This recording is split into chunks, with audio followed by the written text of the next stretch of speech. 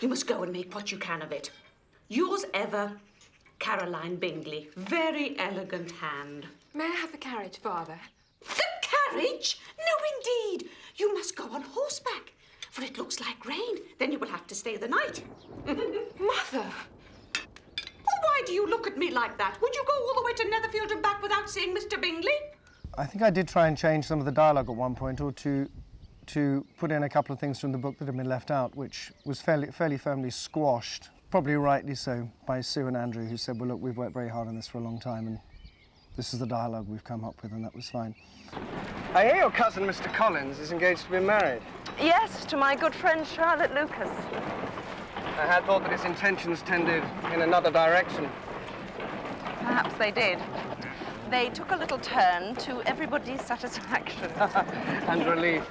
I was always in awe of Alison Steadman and Ben Whitrow during the breakfast scenes, because they just seemed to so easily do the Jane Austen dialogue.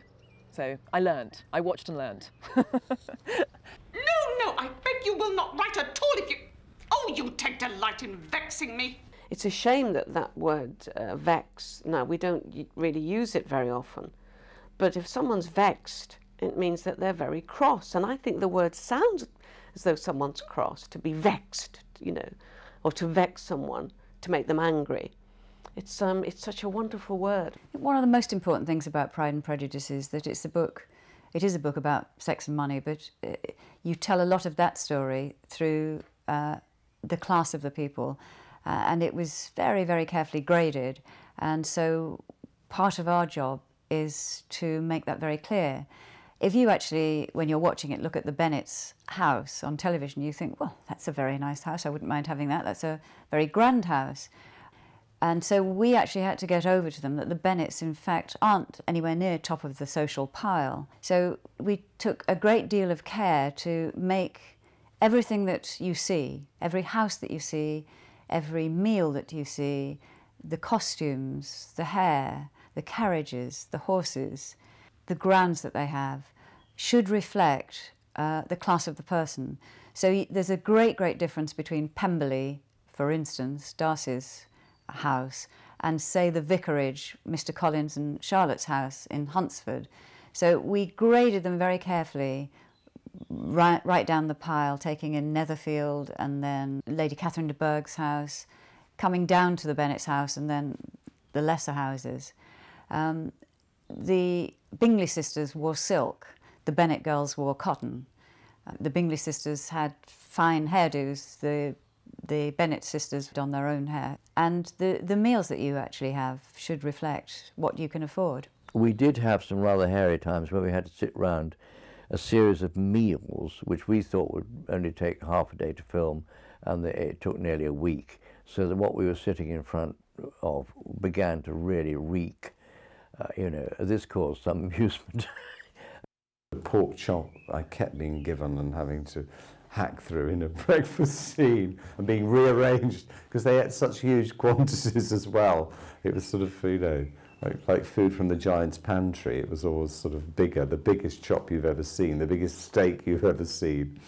I also had problems with food in terms of, at the time of filming, I was vegetarian, and when we were first filming, I seemed to always be placed right by some enormous sort of, you know, bit of pig or something, and very, very kindly the crew quickly saw that that was just not a great thing for me, and so I'm always, really you can see it in the filming, I'm always near fruit or a sort of bit of bread. That's what they did. They changed everything around on the table, so they were very, very, very, very considerate.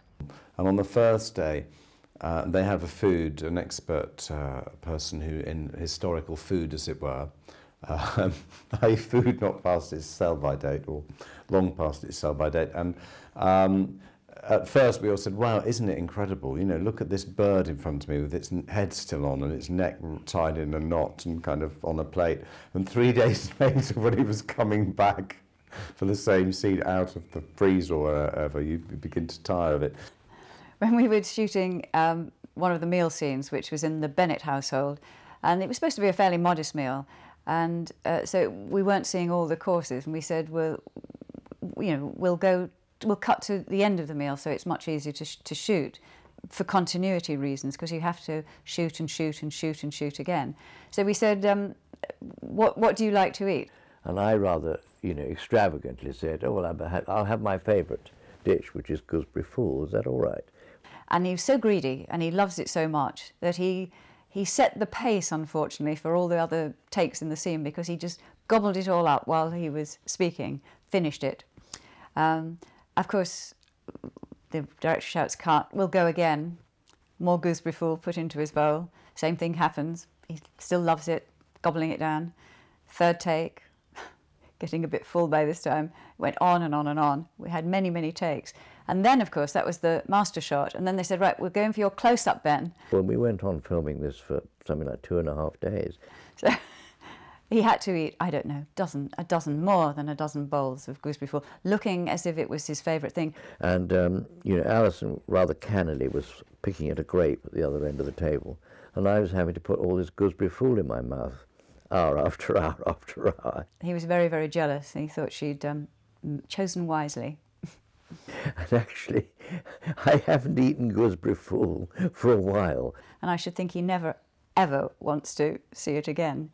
I've always had an aversion to gooseberry fool, so I'm not surprised to hear that. Well, he'd have to send those gooseberry fools over to my house then, because I love them. I've got back to it now. I've got some in the fridge at the moment, actually.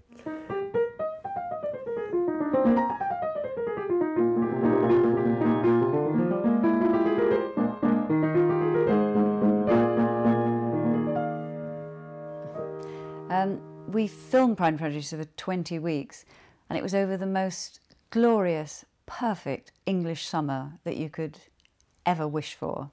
I mean, it was blessed, absolutely blessed. We had wonderful sunshine most of the time, and when we didn't need it, we didn't have it. The weather gods were smiling on us, and we filmed in some of the most beautiful parts of England. We filmed in Wiltshire and Gloucestershire, from May through to November, and we tried to capture a lot of that on screen. Oh, Mr. Bennett! Go yourself with the girls, or, still better, send them by themselves. By themselves? Aye, for you're as handsome as any of them, Mr. Bingley might like you best of the party. Being surrounded by 5 daughters and Alison Steadman day after day after day was an absolute joy.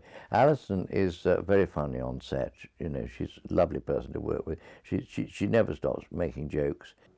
Mrs. Bennet says something along the lines of, as I'm riding off, such a nice man. And I think after one take she said shame about his riding. I was being bounced off into the distance. There are lots of favourite scenes. I mean, they're kind of all favourite scenes in a way, but one scene in particular, when Mr. Bingley they've first been to the ball and they've met Mr. Bingley and he's danced with Jane and she's so excited and she knows that there's going to be more men around of a similar sort of character and calibre to marry all the other daughters. So she comes home, she's telling Mr. Bennet's bored stiff, and he's saying, oh no, please, madam, no more lace. No lace, no lace, Mrs. Bennet, I beg you. And I love it when she says, Mr. Darcy, as he calls himself. as though he suddenly made up this name, as he calls himself, that's his name, he can't call himself anything else. But Mrs. Bennet, she's so cross or vexed, as she says, with him, because how could he possibly, resist? And it's wonderful that Elizabeth says, I believe, Ma'am, I may safely promise you never to dance with Mr. Darcy. And then, of course, ends up marrying him and, we hope, living happily ever after. There's a very good example of Mr. Bennet, quite a famous example, when he's talking to Canon Collins. He comes to dinner the first time he meets him, and Canon Collins says, I'm happy on every occasion to offer these little delicate compliments, which are always acceptable to ladies. They're the kind of little things which please her ladyship, that's Catherine de Bourgh, and it's a sort of attention which I conceive myself peculiarly bound to pay. And Mr. Bennet says, You possess such an extraordinary talent for flattering with delicacy. May I ask whether these pleasing attentions proceed from the impulse of the moment, or are they the result of previous study? When he says that, of course, his daughters know that he's sending Collins up. But Collins, of course, thinks he's being flattered. And I'm sure this is for her to write that, she understood this man's character. You know, a man who loved to observe and make caustic comments.